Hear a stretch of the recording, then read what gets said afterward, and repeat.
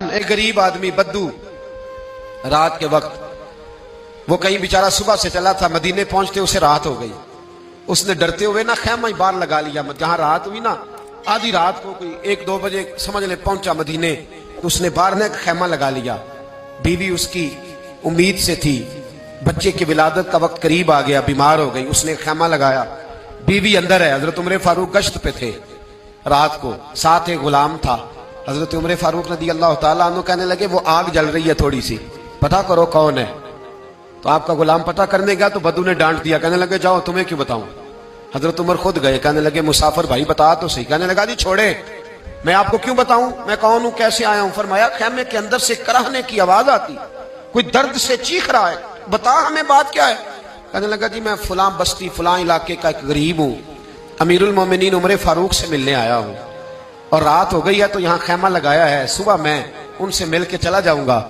تو رات کو تکلیف دینا پسند نہیں کیا، تو میری بیوی امید سے تھی، اب بچے کی ولادت کا وقت قریب ہے، پاس کوئی نہیں. حضرت عمر کہنے لگے تو ٹھہر میں ابھی آیا. چہرے پہ نقاب ہے، اسے بتایا نہیں میں ہی امیر المومنین. عمر دوڑے گئے، اپنی زوجہ سے کہنے لگے اگر تجھے بہت بڑا اجر مل رہا ہو تو حاصل کرے گی. کہا کروں گی. تو کہنے لگے چل پھر میرے ساتھ، بہت بڑا اجر ہے. ایک دوست کے ہاں ولادت کا وقت ہے، ضرورت کی چیزیں ساتھ لے لو. اس عورت نے تھوڑے دانے لے لیے، گھی لے لیا. حضرت عمر سے کہنے لگی لکڑیاں اکٹھی کر لیں. امیر المومنین کونسلر کی بات نہیں بتا رہا آپ کو، میں آپ کو ایم پی اے کی بات نہیں بتا رہا، ایم این اے کی بات نہیں بتا رہا، جو 10 گاؤں کو ملا کے چیئرمین بنا اس کی بات نہیں بتا رہا، اس کی بات بتا رہا ہوں جو 22 لاکھ مربع میل کا حکمران ہے. اس کی بات بتا رہا ہوں جو گلی سے گزرے تو شیطان رستہ ہی بدل جاتا ہے. اس کی بات بتا رہا ہوں جس کے بارے میں میرے مصطفیٰ کریم صلی اللہ تعالیٰ علیہ وآلہ وسلم نے فرمایا میرا عمر تو وہ ہے کہ 950 سال حضرت جبریل بھی اس کی شان بیان کریں تو عظمت ختم نہیں ہوتی. اتنا بڑا شخص. حضرت عمر نے لکڑیاں اکٹھی کی، اینٹوں کا روڑے لے کے چولہا بنایا، پہنچ گئے. آپ کی زوجہ کہنے لگی یہ تھوڑے دانے ڈالنے، گھی ڈالنے اور ایک لکڑی لے کے اس کو ہلائیں، تیار کریں. خود زوجہ اندر چلی گئی، حضرت عمر باہر پکانے لگے. وہ بدو کہتا ہے میں اس طرح کا ان کے ساتھ بہیو کرنے لگا جیسے کو کسی چوکیدار کے ساتھ نہیں کرتا. میں نے سمجھا جی عمر نے چوکیدار رکھے آنے جانے والے مہمانوں کا. میں کبھی پانی کا پیالہ مانگتا، کبھی کوئی بات، عمر دوڑے جاتے، کبھی پانی لاتے. او مسلمانوں، او میرے رسول کے غلام عزیزو، حضرت عمر فاروق. وہ غلام کہتا ہے میں عمر سے کہتا، میں کہتا غلام پانی لا، تو عمر دوڑ کے پانی لاتے. میں کہتا تجھے گھی پکانا بھی آتا ہے، پہلے بھی کبھی پکایا ہے؟ تو عمر فرماتے کوشش تو کر رہا ہوں. میں کہتا پہلے بھی کبھی تیری بیوی نے یہ کام کیا ہے؟ تو حضرت عمر کہنے لگے مجھے یاد نہیں، پوچھ کے بتاؤں گا.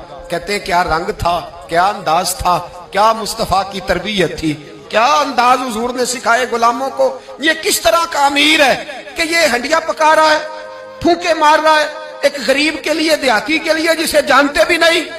اندر اس شخص کی بیوی کے ہاں بیٹا پیدا ہوا تو حضرت عمر کی بیوی اندر سے بول کے کہنے لگی امیر المومنین مبارک ہو، آپ کے دوست کے ہاں بیٹا پیدا ہوا ہے. جب کہا نا امیر المومنین مبارک ہو تو وہ شخص کہتا ہے میرے ہاتھ کانپنے لگے اور میں اس طرح دوڑا کہ میری پگڑی گر گئی.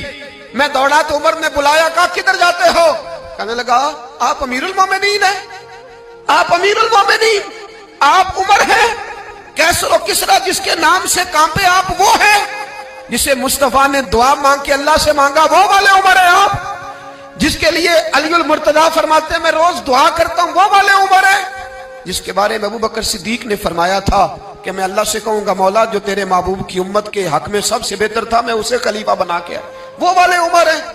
عمر امیر المومنین کی بیوی وہ تو خاتون اول ہوتی ہے، وہ تو ملکہ ہوتی ہے، اور تیری بیوی دائی بن کر ایک غریب کے بچے کے پاس بیٹھی رہی ولادت کے وقت. عمر امیر المومنین ہو کے تیری داڑھی ساری دھومے سے بھر گئی تو ڈیوٹی کرتا رہا. تو سیدنا عمر رو پڑے اور اس بدو کو سینے سے لگا کے کہنے لگے تجھے پتہ نہیں تو کہاں آیا ہے، اس شہر کا پتہ ہے؟ اس نے کہا حضور کہاں ہے؟ فرمایا یہ میرے نبی کا مدینہ ہے، یہ مصطفیٰ کا مدینہ ہے، یہاں امیروں کا استقبال نہیں ہوتا، یہاں غریبوں کے استقبال ہوتے. یہاں حضور نے اس اسٹیٹ پہ میرے رسول پاک نے وہ والا رنگ دیا ہے کہ اب غریب سر اٹھا کے جینے لگے ہیں، اب مزدوروں کو عزتیں ملنے لگی ہیں، اب یتیموں نے سر اٹھا لیا ہے کہ ہمارا کوئی سننے والا آ گیا.